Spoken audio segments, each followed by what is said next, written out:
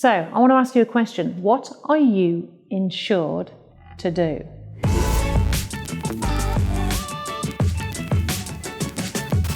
Over the last few years, I've run 109 workshops. We've had over 3,600 delegates sit in front of us, all letting agents and estate agents.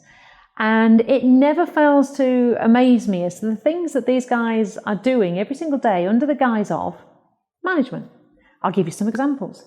I've actually had people tell me that part of their managed service, they go out and they clean properties. They get their rubber gloves on and they go cleaning. And so many of them have done that. That's really, really common.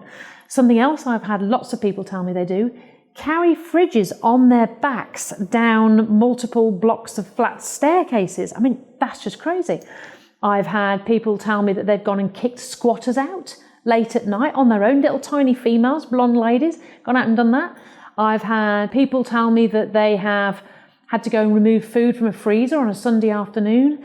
I have even had somebody tell me they were fixing the plumbing under a sink, and also someone tell me they've gone and fixed the decking with hammer and nails. Now, the question I want to ask you is, as a letting agent, if your staff are doing that and something goes wrong, who's liable? Because there's a little thing in English law called vicarious liability. And what vicarious liability means is that you as the employer are responsible for whatever happens to your staff and whatever they do. So if you allow in working time your staff to go out and fix the decking and they slip and break their neck, back, arm, legs, or God forbid somebody else, does your insurance cover you for that? Are you actually insured for manual labour? Are you actually insured to send a unqualified, untrained, no health and safety criteria adhered to tenancy manager or property manager to go out to a property with hammers and nails and fix decking? And what would happen if the tenant then moved in and nail was sticking up and they tripped over and broke their neck and died? I mean, these are worst case scenarios.